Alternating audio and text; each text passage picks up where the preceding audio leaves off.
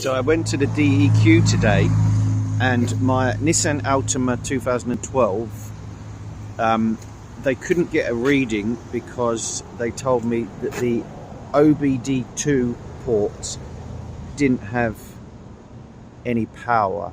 That's the data link connector, or OBD2 port, did not have any power. So they told me that that was likely because the fuse had blown. So I went and looked at the fuse box on my Nissan Altima, which is just down here, just above the footrest, and I noticed that this plastic thing in the middle was pulled out. Then all I did was push it back in, and that worked.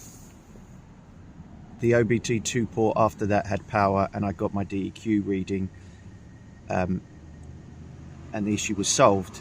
The way I checked that worked is that I went to an Autoparts Store after I'd pushed the fuse back in,